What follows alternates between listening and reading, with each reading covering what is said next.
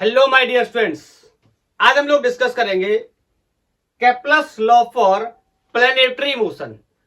जो भी law Kepler ने दिए थे प्लैनेटरी मोशन से रिलेटेड, उनकी बात करेंगे। 3 लॉज है जिसमें मैंने पहला लॉ मेंशन कर रखा है। पहले पढ़ते हैं, इसको समझते हैं, फिर इसका एक्सप्लेनेशन देखेंगे। Each planet moves in an elliptical orbit with sun at one focus of ellipse.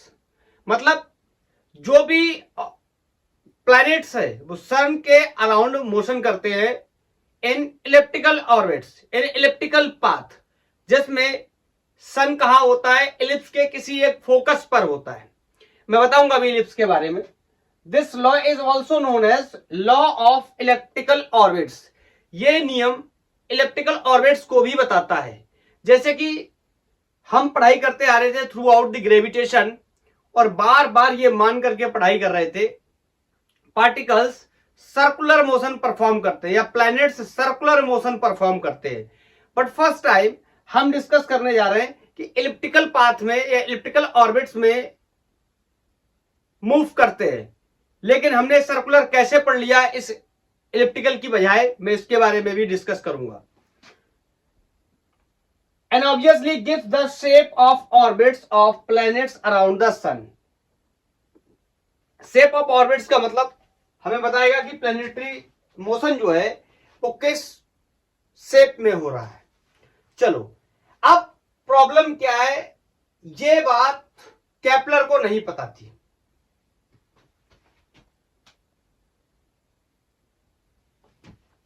Kepler did not know that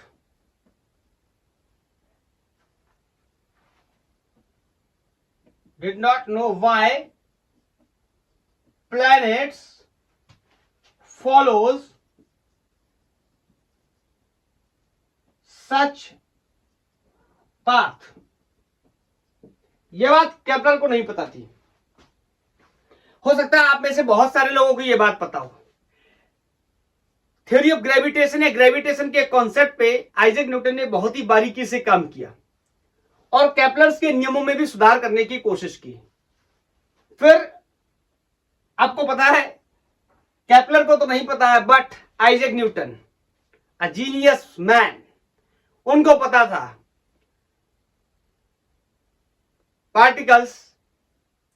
planets elliptical path में रिवॉल्व करते हैं सन के अराउंड। इस बात का एक्सप्लेनेशन भी उन्होंने दिया। तो पहले मैं बेसिक बातें बताना चाहता हूं इलिप्स के बारे में। ये इलिप्स की शेप है, इस तरीके का इलिप्स होता है। और इसके बारे में कुछ चीजें डिस्कस कर लेते हैं। जैसे यहां से ये लाइन अगर मैं यहां तक बना दूं, इसको हम मेजर एक्सिस के नाम से जानते हैं।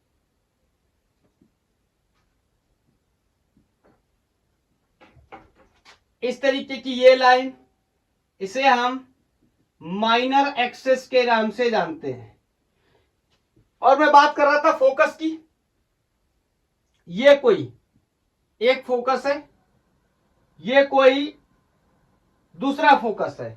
यही तो बात चल रही थी ना कि सन इन दोनों फोकस में से कहीं एक पर मौजूद होता है। ऊपर मेंशन भी है। तो मैंने मान लिया लेट्स से सन यहां मौजूद है और कोई प्लैनेट जो मोशन कर रहा है, इस तरीके से प्लैनेटरी मोशन कर रहा है सन के around in elliptical orbits. Okay, is that clear? यहां पर दो बातें और भी मुझे बतानी है। ये पॉइंट या ये पोजीशन, इसको मैं पेरिलियन के नाम से जानता हूं और ये वाली पोजीशन को मैं एपिलियन के नाम से जानता हूं। क्या होता है पेरिलियन, क्या होता है एपिलियन, इसके बारे में भी मैं आपको बता दूंगा। एक और बात, यहां से यहां तक की डिस्टेंस को मैं ई ए नाम दूंगा, इस डिस्टेंस को मैं ई ए नाम दूंगा। तो क्वेश्चन इज व्हाट इज ई। एक सॉरी, यहां से यहां तक नहीं, फोकस से इस सेंटर तक।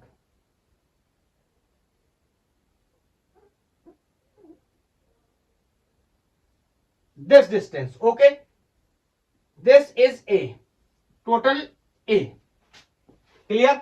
कुछ लोगों का सवाल हो सकता है ये ई क्या है?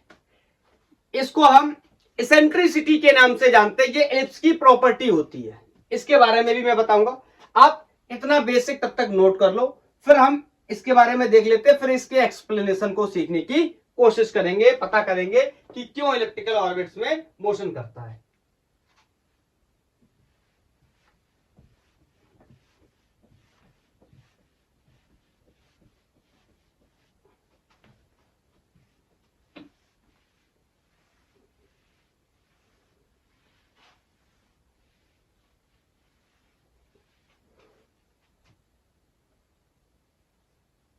ये माइनर एक्सिस, ई का मतलब ई एक डायमेंशनल लेस कांस्टेंट है, कांस्टेंट है और कैसा है? Dimension less. इसका नाम इसेंट्रिसिटी,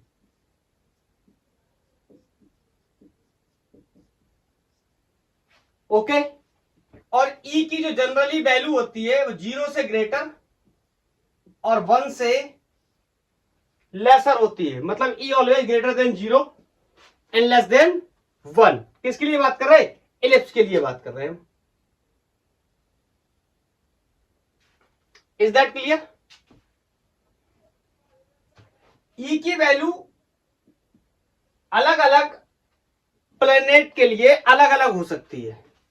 आपको पता है सन के चारों तरफ तो बहुत सारे प्लेनेट्स मूव करते हैं और सबकी इसेंट्रिसिटी अलग अलग हो सकती है। जैसे अगर मैं वीनस की बात करूं तो इसकी वैल्यू 0.007 फॉर वीनस। अगर मैं बात करूं ई की वैल्यू 0.0287 फॉर प्लूटो और ई की वैल्यू 0.017 फॉर अर्थ। मैं क्या बताने की कोशिश कर रहा हूं, धीरे धीरे सुनते रहना, काफी कुछ समझ आ जाएगा। ये 248 होता है, ओके। अब मेरी बात को ध्यान से सुनो, ये वैल्यूज ई की बहुत ही छोटी है। अगर अर्थ के लिए देखने जाओगे तो 0.017, ये एक के कंपैरिजन में बहुत छोटी वैल्यू है। ये वैल्यू भी बहुत छोटी, सिर्फ 0.2 है अगर ऐसे कंसीडर करूं मैं, and this is very very small 0.007। तो एक्चुअली में आपको पता है ई इसेंट्रिसिटी ही डिसाइड करता है कि पाथ कितना एलिप्टिकल होगा। अगर ये फोकस और ये फोकस दोनों मिलके एक हो जाएं तो ये एलिप्स कन्वर्ट हो जाएगा किसमें? सर्कल में, और इसकी इसेंट्रिसिटी कितनी हो जाएगी? 0। Is that clear? तो इसेंट्रिसिटी अगर 0 हो गई तो ये क्या बन जाएगा? Perfect circle.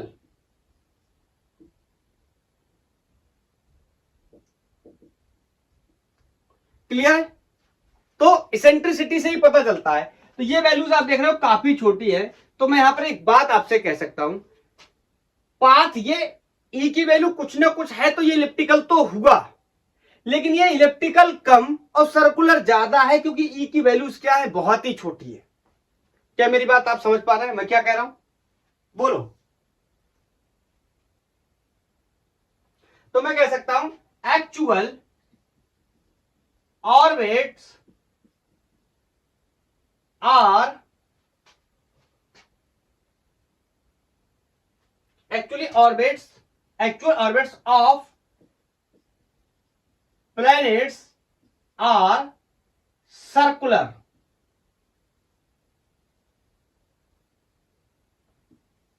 समझे मेरी बात को?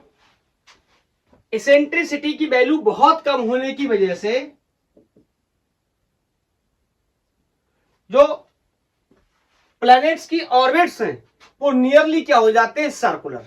इसीलिए मैंने जितनी अभी तक पढ़ाई करी, कैलकुलेशंस लगाए, चाहे वो ऑर्बिटल वेलोसिटी के केस में लगाए हो या ऑर्बिटल मोशन के केस में लगाए हो, टाइम पीरियड के केस में लगाए हो, वो मैंने सर्कुलर ही ट्रीट करके लगाया क्योंकि इसेंट्रिसिटी क्या है? बहुत कम। लेकिन फिर भी अगर मैं इसको मायने इसके समझूं तो ये है तो इलिप्टिकल ही, कितना भी सर्कुलर हो जाए लेकिन परफेक्ट सर्कल तो नहीं है ना, है तो इलिप्टिकल, लेकिन हम उसको ट्रीट कर ले रहे हैं सर्कुलर इसीलिए क्योंकि ई की वैल्यूज क्या है, बहुत ही छोटी है।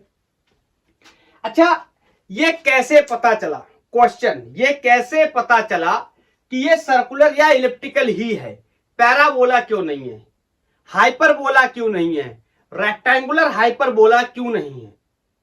इस बात को आइजैक न्यूटन ने एक्सप्लेन किया कि हम कैसे समझेंगे ये इलिप्स या सर्कल ही क्यों है, पैराबोला हाइपरबोला या रेक्टेंगुलर हाइपरबोला क्यों नहीं है। इस बात का जवाब केपलर के पास नहीं था। चलो हाँ, इसमें दो चीजें और रहेगी, पहले इनको बता दूं फिर बताता हूं आगे। ये जो कंडीशन मैंने मेंशन की थी, पेरी लियोन, ये कंडीशन पेरी लियोन, देखो सन है यहां पर और ये यहां पर कोई प्लेनेट है, मान लो ये किसी प्लेनेट की पोजीशन है जो कि सन से कहां है, सबसे दूर है। यही कंडीशन में सन सबसे दूर हो सकता है और सबसे पास कहां हो सकता है, एफिलियन पे। बोलो, तो मैं कह सकता हूं the farthest position of planet from sun in planetary motion, is that clear? Aphelion की बात करूं, एपिलियन की बात करूं, ये क्या है, nearest position of a planet from sun. यहां पर जब प्लैनेट है तो सबसे पास में है, इस कंडीशन को एप्लियन, और ये कंडीशन जो सबसे दूर है इसको पेरिलियन के नाम से जानते हैं।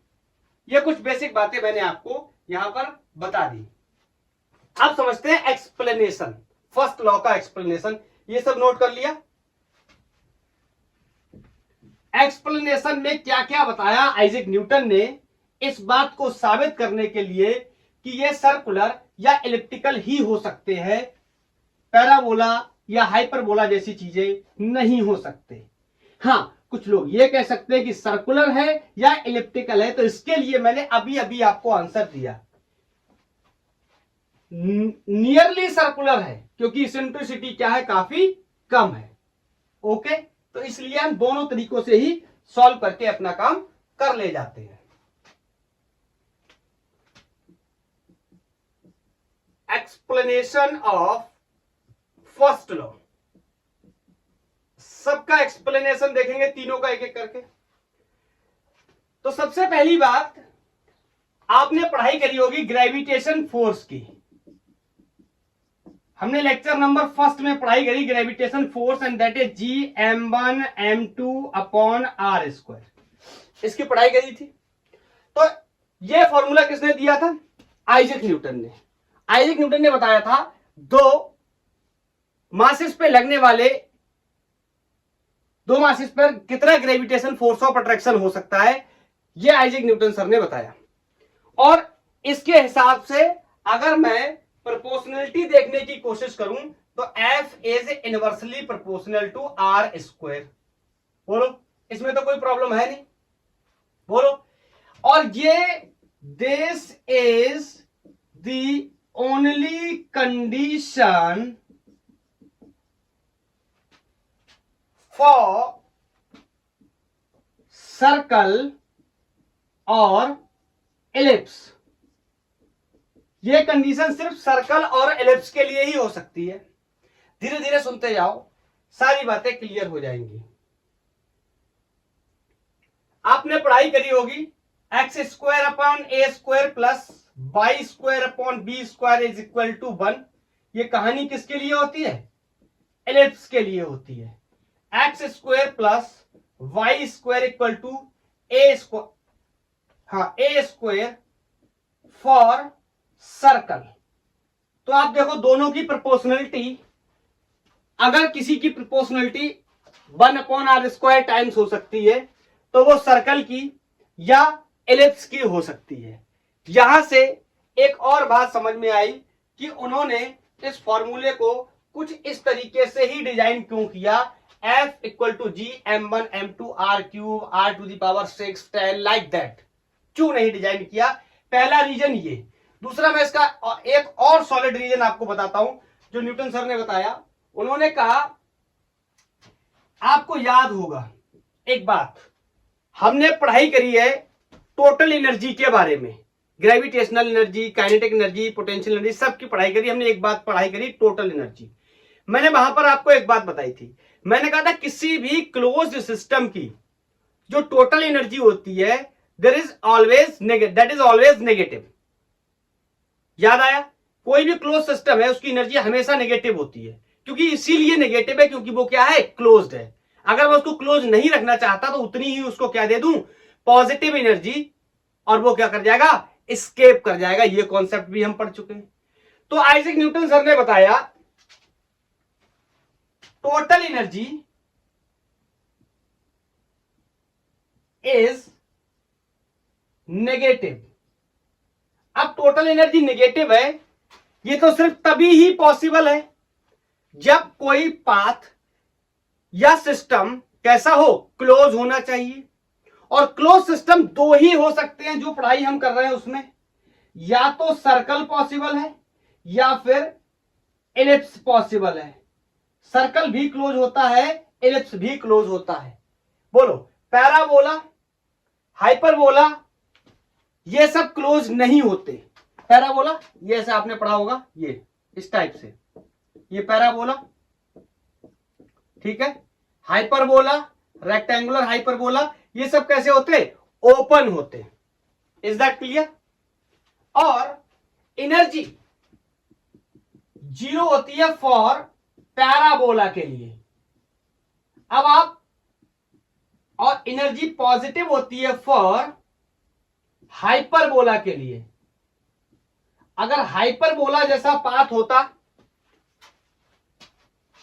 प्लैनेट्स का तो एनर्जी पॉजिटिव होती, पैराबोला जैसा पाथ होता तो एनर्जी जीरो होती। लेकिन एनर्जी एक्चुअल में नेगेटिव आती है, और नेगेटिव एनर्जी क्लोज सिस्टम के लिए पॉसिबल है, या तो सर्कल के लिए या फिर इलिप्स के लिए। अब यहां पर यह मुद्दा नहीं है कि सर्कल है या इलिप्स है, यहां पर मुद्दा यह है हाइपरबोला है, पैराबोला है, या फिर ये दोनों में से कोई एक है। इनकी कहानी क्या है मैं बता चुका हूं, एसेंट्रिसिटी बहुत कम है, इसीलिए मैं सर्कल की तरह ट्रीट करके इसको काम कर लेता हूं। Is that clear? और ये तो पॉसिबल ही नहीं है। आप समझो, अगर एनर्जी किसी की जीरो हो गई, इसका मतलब टोटल एनर्जी जीरो का मतलब बाइंडिंग एनर्जी जीरो होगी, तो वो उसके साथ रहना नहीं चाहेगा। और पॉजिटिव होने का तो बिल्कुल ही मतलब अलग है, हाईली अनस्टेबल हो जाएगा, हाई एनर्जी हो जाएगी। Is that clear? तो सिस्टम कैसा है हमारा, क्लोज है, मतलब सन से सब क्या है, जुड़े हुए हैं। या अर्थ से जब हम सैटेलाइट को लॉन्च करते तो सैटेलाइट क्या रहता है, अर्थ के साथ बॉन्डेड रहता है, बंधा हुआ रहता है, तो एनर्जी शुड बी नेगेटिव। उन्होंने ये बात बताई कि टोटल एनर्जी नेगेटिव है, दो ही कंडीशन में हो सकती है। इसका मतलब जो प्लैनेट सन के चारों तरफ मूव कर रहे हैं वो किस पाथ में मूव कर रहे हैं, एलिप्टिकल पाथ में।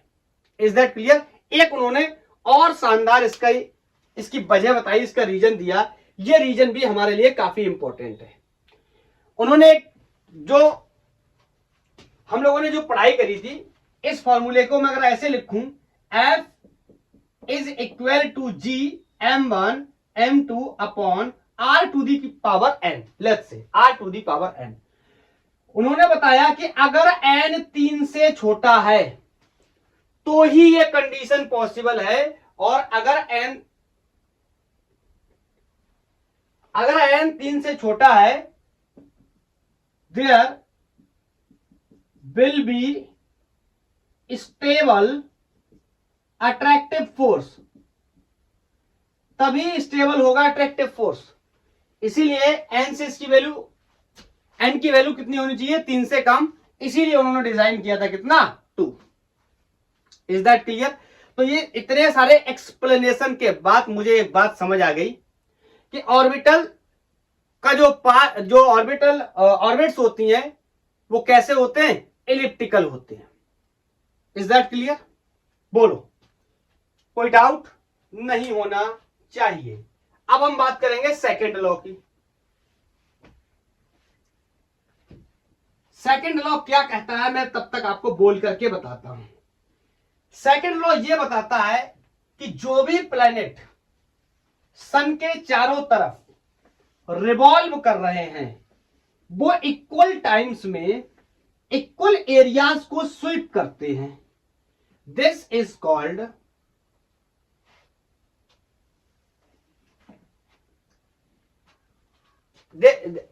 This is means areal velocity क्या है, कांस्टेंट। इक्वल टाइम्स में इक्वल एरिया स्वीप करने का मतलब क्या है, एरियल वेलोसिटी कांस्टेंट है। पहले इसको लिख लेते हैं, फिर इसको एक्सप्लेन करेंगे।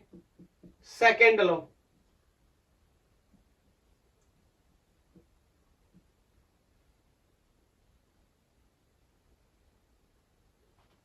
तो मैं कह सकता हूं the radius vector is drawn from sun to that planet, radius बना रहा हूं सन से लेके उस प्लेनेट तक की, 2 पॉइंट से कनेक्ट कर दूंगा एक लाइन को, रेडियस बन जाएगी। बोलो आगे सुनना।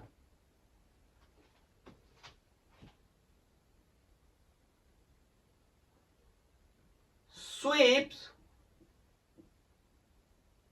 out equal area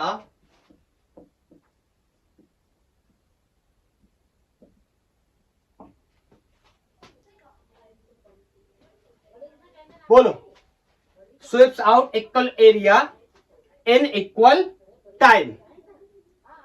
जब इक्वल एरिया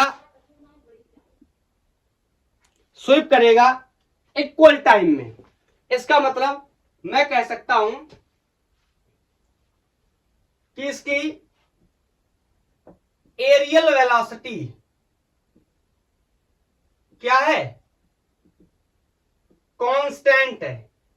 मेंशन कर दे रहा हूं, एरियल वेलोसिटी का मतलब area sweeps per unit time. Velocity क्या करते थे हम, डिस्प्लेसमेंट पर यूनिट टाइम। ये वेलोसिटी कैसी, एरियल वेलोसिटी, मतलब एरिया कवर कर रहे हैं इसमें हम। तो area sweep per unit time equal equal times में इक्वल इक्वल एरिया को कवर करता है। ये बात हमें प्रूफ भी करनी पड़ेगी। बोलो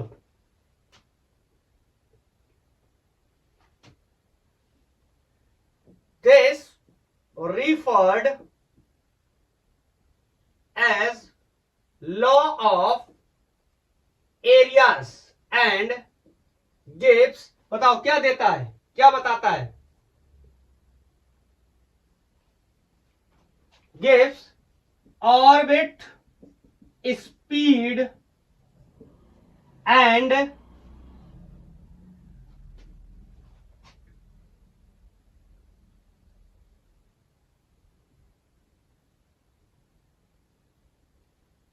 ऑर्बिट स्पीड, पूरी बात लिखनी चाहिए, of planet and its distance from sun. इन चीजों के बारे में ये बताता है। ठीक है, अभी इसका एक्सप्लेनेशन देखेंगे, प्रूफ देखेंगे कैसे हम इसको समझ सकते हैं। देखो मैं ये इसलिए बता रहा हूं, ये क्या देता है ये भी इंपॉर्टेंट है। ये इंग्लिश पढ़ के निकल जाएंगे, मैथमेटिकल प्रॉब्लम्स के लिए, क्वेश्चंस के लिए इंपॉर्टेंट है, हमें क्या समझना जरूरी है। ठीक है, तो आप इसको नोट कर लो, मैं इसका एक्सप्लेनेशन अब बताने जा रहा हूं। मैं चाहूं तो आपको यहां पर एक बात और भी बता सकता हूं, लेकिन मैं लास्ट में बताना चाहता हूं इसके। ये एंगुलर कंजर्वेशन का नियम है एक्चुअली, कैसे समझते हैं, नोट कर लिया, कर लो जिसको करना है। 1 2 3, चलो मेरे को जगह चाहिए होगी, इस वजह से मैं इसको पहले ही साफ कर दे रहा हूं। अब इसका एक्सप्लेनेशन समझता हूं मैं कि कैसे इक्वल टाइम में इक्वल एरिया को कवर करते हैं या स्वीप करते हैं प्लैनेट्स इन ऑर्बिटरी मोशन। इसका एक्सप्लेनेशन समझते हैं।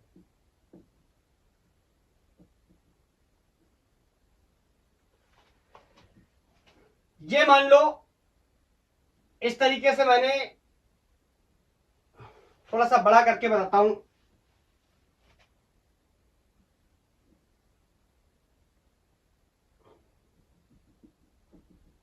ये यहां पर मैंने मान लिया सन है इस फोकस पर, क्लियर। और प्लेनेट लेफ्ट से मान लो कोई यहां था या यहां था, और यहां से यहां मूव करने में इसने dt टाइम लिया। मैं इसको बाहर निकाल कर बनाऊंगा, अभी एक्सप्लेनेशन के लिए समझ लो। इसका मतलब इस पॉइंट से इस पॉइंट तक जाने पे इसने इतना ही तो एरिया स्वीप किया होगा। बोलो, दिस एरिया, इतना एरिया स्वीप किया होगा। बोलो। और यार थोड़ा सा ठीक दिख नहीं रहा, उस तरीके से मजा नहीं आया। यहां पर बनाता हूं इसको, यहां पर बनाता हूं। पहले तो मैं एक रेडियस वेक्टर बना लेता हूं। ये आर हो गया, ये प्लेनेट था, ठीक है। रेडियस वेक्टर कैसे बनाते हैं मैंने आपको बताया, सन से प्लेनेट को कनेक्ट करते हैं एक लाइन से, ठीक है। मान लो ये यहां से यहां चला गया, तो इतना एरिया इसने स्वीप कर लिया, और मैंने मान लिया ये कोई डिफरेंशियल टाइम dt में इसने ऐसा किया है। और मुझे ये प्रूफ करना है कि जितना टाइम इसकी एरियल वेलोसिटी क्या है, कांस्टेंट है। एरियल वेलोसिटी कांस्टेंट का मतलब इक्वल एरिया स्वीप करेगा। बोलो। इनको मैं नाम दे देता हूं अलग अलग जगह। मान लो इसको p नाम दे दिया, इस पोजीशन को p डैश नाम दे दिया, और ये कोई o नाम दे दो, उसको सेंटर है या फोकस है, या s नाम दे दो, सबसे बढ़िया सन रहेगा, ठीक है। मैं यहां पर इसको बाहर निकाल करके यहां पर एक चीज आपको और दिखाता हूं। बताओ, इसकी वेलोसिटी इस तरीके से होगी ना, टेंजेंशियल मैंने ऊपर की तरफ इसलिए बना दी क्योंकि यहां बनाना इस तरीके से पॉसिबल है नहीं, साफ दिखेगा नहीं। चलो मैं इधर इसको निकालता हूं बाहर, अब समझो तुम।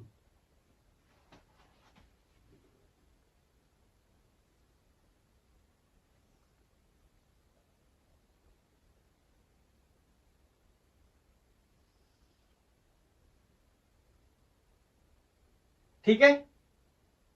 और एक चीज और बता देता हूं कि ये इस तरीके से जो लाइन अगर मैं आगे कैरी करूंगा तो ये एंगल थीटा है, ठीक है। और यहां पर बताओ, ये प्लेनेट इस तरीके से कोई v स्पीड से चलेगा। यहां पर मैं अब बना सकता हूं, गंदा लगेगा तो भी कोई दिक्कत नहीं, ठीक है। इतना एरिया इसने क्या कर रखा है, स्वेप कर रखा है, इतना एरिया इसने कवर कर रखा है। मैंने इसका नाम दिया था p, इसका नाम दे दिया p डैश, इसका नाम दे दिया s। तो बोलो, अगर मुझे इसका एरिया लिखना हो इन केस, तो मैं लिख सकता हूं एरिया इन, एरिया कवर या एरिया स्वीप्स इन dt टाइम, डिफरेंशियल टाइम में कितना एरिया इसने कवर किया होगा। तो बताओ, ये स्ट्रक्चर कुछ किसका बन रहा है, ट्रायंगल नुमा स्ट्रक्चर बन रहा है। मैं कह रहा हूं ये बराबर होगा एरिया ऑफ ट्रायंगल। इसमें किसी को कोई डाउट नहीं होना चाहिए। ट्रायंगल बन रहा है तो मैं इसका एरिया बोल सकता हूं कितना, DA। बोलो, ट्रायंगल का एरिया 1/2 बेस इंटू हाइट। तो इसको मैं बेस कर सकता हूं और इसकी वैल्यू कितनी है, R। तो ये हो गया SP बेस। अब सुनना, हाइट के लिए मैं यहां पर क्या करता हूं, परपेंडिकुलर ड्रॉ कर लेता हूं, इस पॉइंट को नाम M दे देता हूं, ठीक है। तो ये हो गया P डैश M। यहां से DA 1/2, SP मुझे पता है R, और PM डैश की वैल्यू अगर मुझे मिल जाए तो मेरा काम हो जाएगा। बोलो, क्लियर है। PM डैश को निकालने में चला, अब एक एक करके डिस्कस करने जाऊंगा। अब PM डैश को यहां पर समझो ध्यान से। यह एंगल थीटा लिया था, ध्यान से देखो, यह एंगल थीटा था, तो यह बचा हुआ एंगल 180 माइनस थीटा हो गया। ध्यान से सुनना, 180 माइनस थीटा। और मुझे निकालना क्या है, यह निकालना है। क्या मुझे यह पता है, PP डैश, इसको मैं पता कर सकता हूं। इसका मेरे पास एक तरीका है, पहले मैं PP डैश को पता कर लेता हूं, फिर मैं इसको इजीली पता कर लूंगा। कैसे, देखो, PP डैश क्या है, डिस्टेंस है।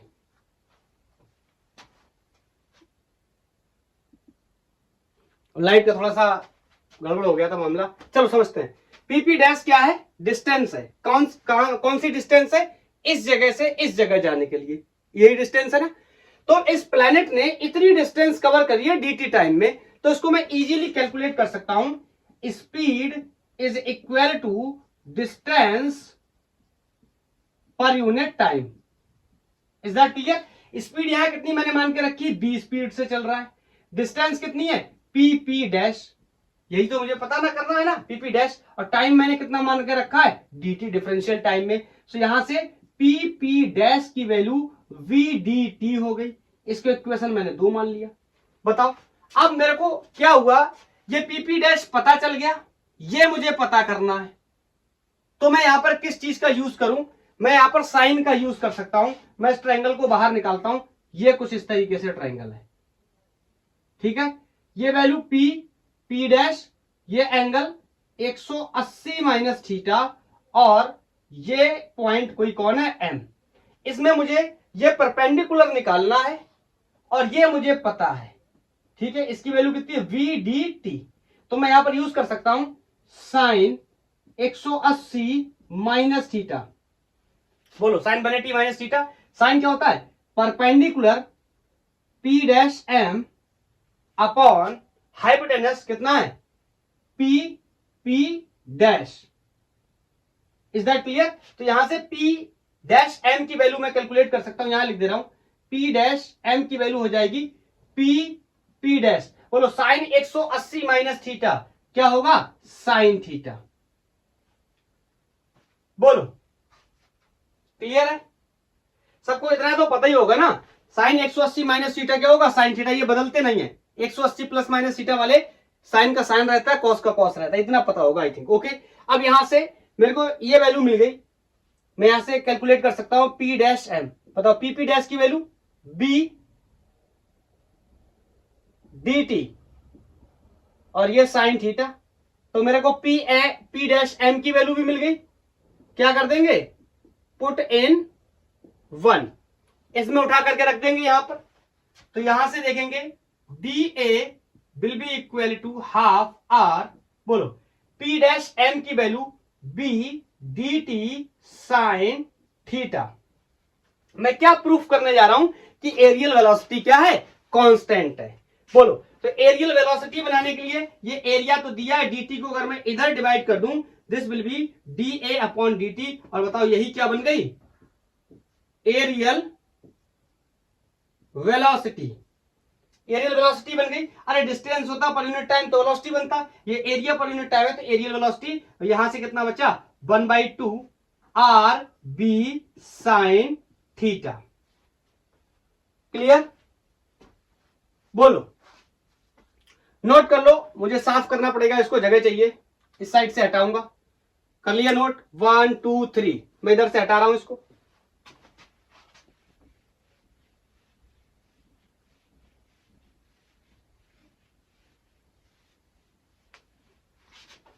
अब ध्यान से देखो इसको, ये क्या है? R B sine theta.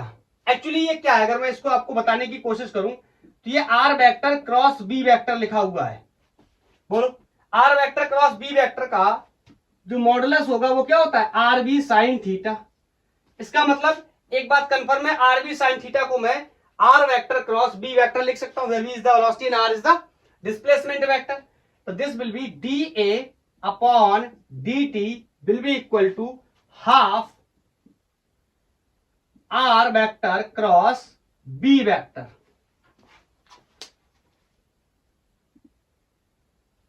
Clear है?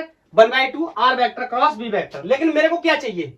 मेरे को इसको कांस्टेंट करना है। अगर कांस्टेंट नहीं हुआ तो मेरा लॉ खराब हो जाएगा, जिसके बारे में हम डिस्कस कर रहे हैं। तो मैं यहां पे क्या करता हूं? Multiply and divide by M. तो ध्यान से सुनना, ये dA upon dt will be equal to half M, मैं यहीं पे लिख दे रहा हूं, ठीक है। ऊपर मल्टीप्लाई कर दूंगा R vector cross M V vector. अगर इस चीज को आप ध्यान से देखेंगे तो आपको समझ आएगा। मैं आपको याद दिलाता हूं, एल वेक्टर क्या होता है? R vector cross P vector. Angular momentum क्या होता है? R times of linear momentum. यहां पर मैं इसको और भी एक्सप्रेस कर सकता हूं, आर लीनियर मोमेंटम को मैं लिख सकता हूं क्या, एम वेक्टर एम बी। बोलो तो वेक्टर में लिखूं तो इस तरीके से लिख सकता हूं मैं इसको, एम के ऊपर वेक्टर नहीं लगाऊंगा, मास स्केलर होता है दिस। तो बोलो ये क्या लिखा हुआ है, एल एंगुलर मोमेंटम। तो मैं यहां से कह सकता हूं D A upon D T will be half to M, या ऐसे लिख दे रहा हूं एल अपॉन टू एम। और बताओ ये क्या हो गया, कांस्टेंट। एंगुलर मोमेंटम क्या है, कांस्टेंट। एंगुलर मोमेंटम कांस्टेंट है। इस बात के बारे में भी मैंने आपको, जब मैंने एंगुलर मोमेंटम पढ़ाया है तो मैंने एंगुलर मोमेंटम कंजर्वेशन पढ़ाया था आपको, और मैंने बताया था अगर कोई भी एक्सटर्नल टॉर्क नहीं है उस कंडीशन में मैं कह सकता हूं कि change in angular momentum will be zero, it means angular momentum will be constant, so we can conserve the angular momentum. इस कंडीशन में बाहर से कोई भी एक्सटर्नल टॉर्क नहीं लग रहा है, तो आई कैन से कि angular momentum will be constant, so I can say D A upon D T will B also a constant. यही बात मैं प्रूफ करने आया था कि एरियल वेलोसिटी क्या होती है, कांस्टेंट। और उसके साथ साथ एक बात मुझे और पता चल गई, क्या पता चल गई, कि ये areal velocity is the constant, ये सेकंड लॉ मुझे ये भी बताता है कि एंगुलर मोमेंटम भी क्या होगा, कंजर्व होगा, क्योंकि कोई भी नेट एक्सटर्नल टॉर्क नहीं है। मैं इस बात का फायदा उठाऊंगा न्यूमेरिकल प्रॉब्लम्स को सॉल्व करने के लिए। मैं इस कॉन्सेप्ट का बहुत ही अच्छी तरीके से यूज करने वाला हूं। मैं कह सकता हूं this mean areal velocity is constant and angular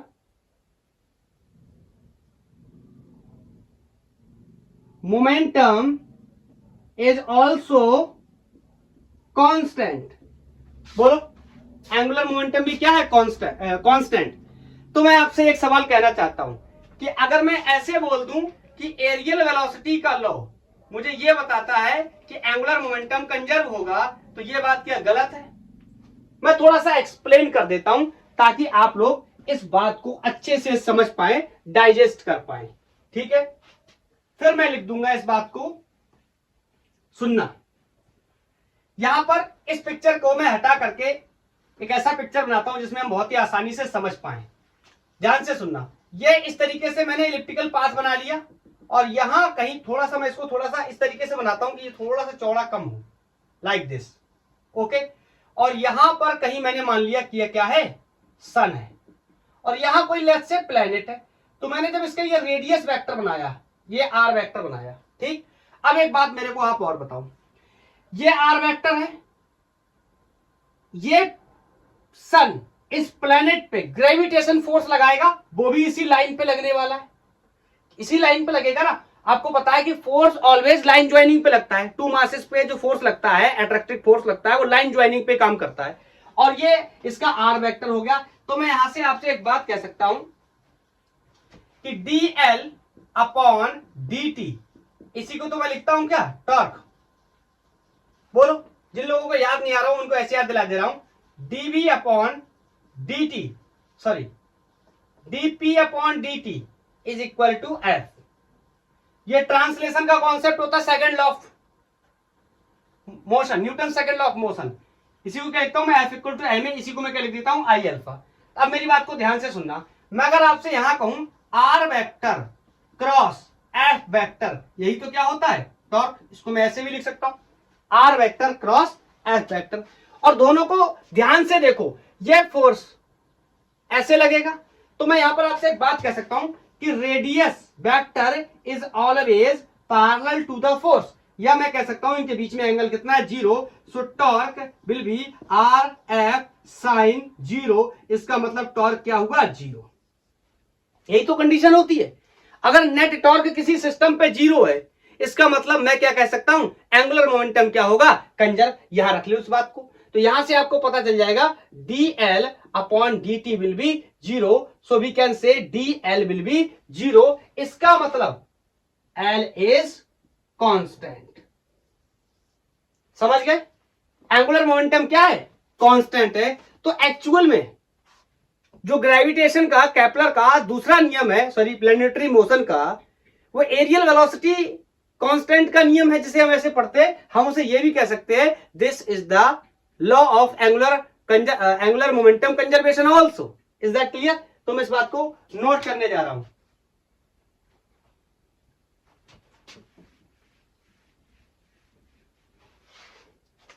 So we can say this is also law of angular momentum conservation. बहुत ही इंपॉर्टेंट बात है ये, इसी की हेल्प से हम लोग बहुत सारे प्रॉब्लम्स को सॉल्व करेंगे, एंगुलर मोमेंटम कंजर्वेशन और एनर्जी कंजर्वेशन की हेल्प से। एनर्जी कंजर्वेशन तो मैक्सिमम लोगों को समझ आ रहा होगा, क्योंकि कोई भी नॉन कंजर्वेटिव फोर्स यहां पर मौजूद नहीं है, लाइक फ्रिक्शन, ड्रैग फोर्स, कुछ भी ऐसा नहीं है, तो मैं एनर्जी को कंजर्व कर सकता हूं। मतलब मैकेनिकल एनर्जी जितनी इनिशियल है उतनी ही हमेशा फाइनल रहने वाली है। और एंगुलर मोमेंटम कैसे कंजर्व होगा, ये एक्सप्लेनेशन मैंने आपको समझाया। DL upon D T torque, torque की वैल्यू मैंने यहां से निकाली। इंपॉर्टेंट बात क्या है कि आर और एफ हमेशा क्या है, इसी लाइन पे है, तो पैरेलल है, तो टॉर्क कितना हो गया, जीरो। मतलब D L upon D T zero, it mean D L zero means L constant. इसका मतलब क्या होगा, एंगुलर मोमेंटम को हम क्या कर सकते हैं, कंजर्व कर सकते हैं। क्या मेरी बात को आप समझ पाए? चलो तीसरा नियम इसका सीखते हैं। तीसरा नियम केपलर का वैसे हमने पहले से सीखा हुआ भी है, इसके बारे में हमने डिस्कस भी किया हुआ है। T square is proportional to R to the power cube, याद आया? उसी की बात कर लेते हैं, उसका एक्सप्लेनेशन भी देख लेते हैं, वैसे कर चुके हैं लेकिन फिर भी थोड़ी बहुत बात कर लेंगे। और उसके बाद मैं आपको दो तीन और इंपॉर्टेंट बात बताऊंगा, जिससे हम न्यूमेरिकल प्रॉब्लम्स को सॉल्व करेंगे। उन बातों को आप थोड़ा सा ध्यान देना फॉर द न्यूमेरिकल पर्पस। चलो हेडिंग लगा लो, थर्ड लॉ। थर्ड लॉ क्या बताता है, अब मैं लिखूंगा नहीं इसमें, डायरेक्ट मैं ऐसे लिख दे रहा हूं, square of the time period of a planet which is revolving around the earth will be directly proportional to semi major axis to the power 3। ये होता है। एक क्या सेमी मेजर एक्सेस क्या है बताता हूं। वैसे तो मुझे ये पता ही है कि यहां से यहां तक की वैल्यू को मैं क्या कहता था, ए, मतलब मेजर एक्सेस, लेकिन मैं यहां पर इसको सिर्फ कितना कंसीडर कर रहा हूं, इतना। ठीक है, ये क्या है, सेमी मेजर एक्सेस।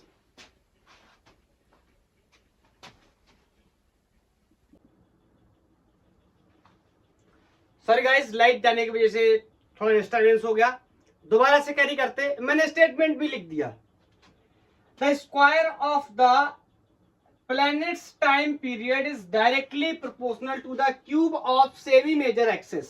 ये मैंने बोला ना, सेमी मेजर एक्सेस पूरा, ये मेजर एक्सेस, ये पूरा माइनर एक्सेस, तो इसका क्या करना है, हाफ करके लेना। बोलो, this is known as law of time period, इसको टाइम पीरियड के लॉ के नाम से भी जानते हैं। And very important, gives the relationship between the size of planet, मतलब साइज ऑफ प्लैनेट्स ऑर्बिट, जिस ऑर्बिट में प्लैनेट घूम रहा है उसका साइज क्या है, मींस उसका रेडियस क्या है, and it's time period of revolution.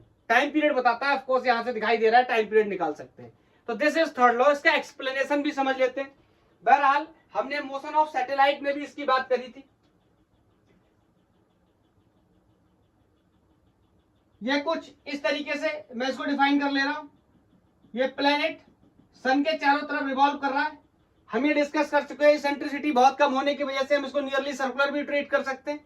या यहाँ पर जो सेमी मेजर एक्सेस है वो यहाँ पर किसका काम करेगा, रेडियस का काम करेगा। Is that clear? मैंने आपको बताया, जब भी कोई पार्टिकल सर्कुलर मोशन परफॉर्म करता है उसके लिए एक नेसेसरी फोर्स चाहिए होता है, जिसे सेंट्रीपिटल फोर्स के नाम से जानते हैं। और ऐसा कोई फोर्स नहीं होता है, कोई ना कोई आकर के रोल प्ले करता है। अगर न्यूक्लियस की बात करें, न्यूक्लियस के चारों तरफ इलेक्ट्रॉन रिवॉल्व करता है, तो इस केस में सेंट्रीपिटल फोर्स का काम कौन करता है, कूलम्बिक फोर्स के Q1 Q2 upon R square. आज ये ग्रेविटेशन की स्टोरी है, तो यहां पर कौन फोर्स, सर्कुलर मोशन में सेंट्रीपिटल फोर्स का रोल कौन प्ले करेगा, ग्रेविटेशन फोर्स। तो I can say centripetal will be equal to the gravitational force. इसको मैं बता भी चुका हूं, फिर मोशन ऑफ सैटेलाइट वाले लेक्चर में फिर से यहां पर डिस्कस कर लेते हैं। M B square upon R is the value of centripetal force always, G mass of sun and mass of planet upon R square. Is that clear? Mass of planet से mass of planet यहां eliminate हो गया, यहां are से are eliminate हो गया। बोलो clear है? यहां से बी की वैल्यू आ जाती है under root G mass of sun upon are.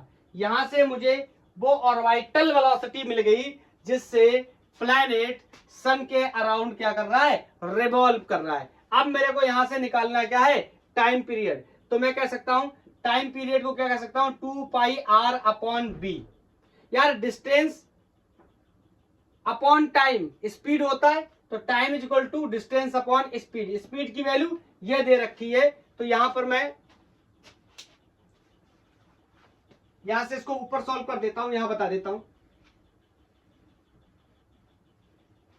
इसको मैं लिख सकता हूं, चलो एक बार लिख ही देता हूं। Speed is equal to distance per unit time. मैं आपको बहुत बार बता चुका हूं, जब पार्टिकल सर्कल कंप्लीट कर लेता है तो उस टाइम को अपन कैपिटल टी बोलने लगते हैं। तो टाइम को मैं इधर ले गया, ये कैपिटल टी। डिस्टेंस बोलो, इसकी डिस्टेंस कितनी हो जाएगी, 2 पाई आर, सर्कल की डिस्टेंस बोलो सरकमफेरेंस के बराबर। स्पीड क्या है, बी, मैंने निकाल के रखी है। इस बी की वैल्यू को मैं यहां पर डालने जा रहा हूं। So this time period will be equal to 2 pi R upon under root G M, M is the mass of sun over R. Is that clear? अगर मैं इस पूरे के ऊपर रूट लगाना चाहूं तो इसको मैं कुछ इस तरह लिख सकता हूं, T is equal to 2 pi under root R cube upon G M. ये ऊपर जाएगा आर की पावर 1/2 हो जाएगा, बाहर निकलने के बाद यहां जुड़ेगा तो 3/2 हो जाएगा। लेकिन जब मैंने रूट लगा लिया तो इस तरीके से कुछ होगा। ठीक है, अगर मैं रूट को हटाना चाहूं तो मैं यहां पर क्या करूंगा, स्क्वायर कर सकता हूं, या इसको मैं ऐसे भी लिख सकता हूं 2 pi r to the power 3/2 upon under root G M, ऐसे भी लिख सकता हूं। Is that clear? अब मेरे को स्क्वायर के साथ रिलेशन देखना है, तो मैं कह सकता हूं अगर मैं इसको प्रोपोर्शनलिटी करूं यहां पर, तो T will be proportional to the R to the power 3/2। बोलो, और मेरे को टी स्क्वायर अगर मैं कर दूं, this will be R cube. Is that clear? अगर टी स्क्वायर कर दूंगा तो ये बाई टू पावर जो है ये कैंसिल हो जाएगा, and T square R cube. और यहां पर जो आर है ये रेडियस है, इसी का काम कौन करेगा, semi major axis. Is that clear? So I can say time period, square of the time period will directly proportional to the cube of semi major axis. और यहां से क्लियरली मैं टाइम पीरियड तो कैलकुलेट कर सकता हूं और orbital radius भी कैलकुलेट कर सकता हूं by the help of this concept. Is that clear? अगर मेरे को टाइम पीरियड पता है तो मैं यहां से ऑर्बिटल रेडियस कैलकुलेट कर सकता हूं। हाँ, अगर टाइम पीरियड नहीं पता, वेलोसिटी पता, तो भी मैं ऑर्बिटल रेडियस कैलकुलेट कर सकता हूं। अभी अभी वैल्यू निकाली थी मैंने, जी एम अपॉन आर, याद आया? अगर स्पीड पता है तो भी मैं ऑर्बिटल रेडियस कैलकुलेट कर सकता हूं। इसीलिए बताया कि तीसरा नियम टाइम पीरियड के नियम से जाना जाता है, और ये किस किस में रिलेशन बनाता है, टाइम पीरियड में और ऑर्बिटल के शेप के बारे में बताता है, मतलब कितनी डिस्टेंस है या कितना रेडियस है उसका। Is that clear? बोलो। So this is all about the planetary motion या Kepler's law for planetary motion. अब मैं इसमें आपको कुछ बारीकी बात बताता हूं जो कि जेई मेंस एडवांस के प्रॉब्लम्स को सॉल्व करने के लिए हमारी हेल्प करेगा। बार बार इस चीज से हमें वहां पर रूबरू होना पड़ेगा। मैं इसमें क्वेश्चंस को सॉल्व करने के लिए इसमें जो मोस्ट ऑफ द प्रॉब्लम्स है, नोट लगा लेंगे, most of the problems based on Kepler's law will be solved by using two conservations. कौन कौन से हैं दो कंजर्वेशन? पहला एंगुलर मोमेंटम कंजर्वेशन, और दूसरा मैकेनिकल एनर्जी कंजर्वेशन।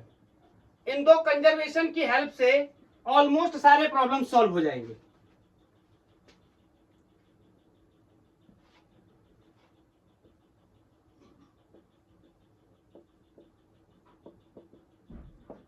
क्या होता है एंगुलर मोमेंटम कंजर्वेशन को किस तरीके से इस्तेमाल करेंगे? M V R sine theta will be a constant. बोलो। और मैकेनिकल एनर्जी कंजर्वेशन को कैसे यूज करेंगे? इनिशियल काइनेटिक एनर्जी को हाफ एम बी स्क्वायर ऐसे कुछ मान लेंगे। पोटेंशियल एनर्जी कितना होगा? अरे अर्थ की सरफेस पे G M M upon R. Is that clear? इस छोटे आर को कैपिटल आर कर देंगे, सरफेस ऑफ अर्थ पे होगा, ये भी क्या होगा? एक कांस्टेंट। Is that clear? ये दो अलग अलग मासेस है, प्लेनेटरी मास हो सकता है और सन का मास हो सकता है, या अर्थ का मास हो सकता है, या किसी सैटेलाइट का भी मास हो सकता है। बोलो। तो इस कॉन्सेप्ट को मैं ऐसे यूज करने जाऊंगा। पहले मैं इस कंजर्वेशन को लगाऊंगा, या पहले मैं इस कंजर्वेशन को लगाऊंगा, उसके बाद जो चीज जरूरत होगी वो निकाल लूंगा, इस कंजर्वेशन को लगा करके यहां डालूंगा और आंसर मिल जाएगा। मैं इसके लिए आपको एक और कंडीशन बता देता हूं ताकि इसको और इजीली सॉल्व कर सके। बताओ, ये कंडीशन याद है? एपिलियन। और ये कंडीशन याद है? पेरिलियन। याद है? बताओ, इस कंडीशन में अगर मैं आपसे पूछूं रेडियस और वेलोसिटी वेक्टर के बीच में कितना एंगल होगा? 90 डिग्री। देखो, ये है रेडियस वेक्टर, बोलो, ये आर वेक्टर, और ये है वेलोसिटी वेक्टर। इन दोनों के बीच में एंगल 90 डिग्री। यहां पर भी ये है रेडियस वेक्टर, ये है वेलोसिटी वेक्टर, इन दोनों के बीच में एंगल 90 डिग्री। तो इस कंडीशन में मैं कह सकता हूं कि M V R will be a constant. It means I can say m1 v1 r1 will be equal to m2 v2 r2। Remember, अगर कहा बोलता है एप्लियन या पेरिलियन पे ही बात करता है तो मैं मोमेंटम कंजर्वेशन में इस साइन वाले फंक्शन को हटा सकता हूं, क्योंकि इसकी वैल्यू कितनी हो जाएगी? 90 मतलब 1, और मैं इसको कंजर्व कर सकता हूं। एक और भी कंडीशन हो सकती है, अगर सेम प्लेनेट की बात कर रहा है या दो ऐसे प्लेनेट की बात कर रहा है जिसके मासेस क्या है? सेम है, तो भी मैं इसमें से मास को एलिमिनेट कर सकता हूं और यहां से एक और रिलेशन बना सकता हूं, v1 r1 will be equal to v2 r2। Is that clear? और यहां से आपको यह भी दिखाई देगा कि b is inversely proportional to r। यह बात मैं पहले भी डिस्कस कर चुका हूं ऑर्बिटल मोशन के केस में। जितनी बड़ी रेडियस होगी किसी प्लैनेट की उस ऑर्बिट में, उतना ज्यादा उतनी उसकी कम होगी क्या? Orbital speed. Is that clear? तो यहां पर मैं इस तरीके से यूज करूंगा जिस तरीके से मुझे जरूरत होगी। चलो, मैं इसका एक न्यूमेरिकल प्रॉब्लम आपको करके बताता हूं, बाकी आप प्रैक्टिस करना। अगर मुझे ऐसा लगा कि इसके क्वेश्चंस के लिए मैं एक लेक्चर और करूं तो मैं कर सकता हूं, अदरवाइज हम लोग क्लास 11th की पढ़ाई का पार्ट फर्स्ट खत्म करके क्लास 11th के पार्ट 2 में जंप कर जाएंगे मैकेनिकल प्रॉपर्टीज ऑफ सॉलिड्स के लिए। क्लियर है? चलो, एक प्रॉब्लम डीसी पांडे से मैं लेता हूं, सोल्यूशन इंपॉर्टेंट कॉन्सेप्ट मैं बता दूंगा, कैलकुलेशन आप कर लेना। क्वेश्चन है, a projectile of mass m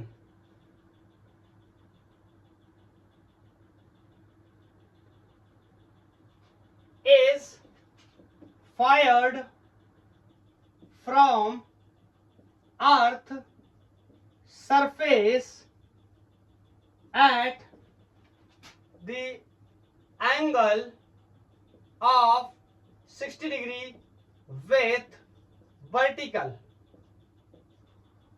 ठीक है, वर्टिकल से 60 डिग्री एंगल पे फेंका गया है।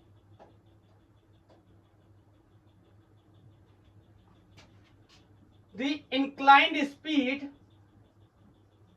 is v naught, which is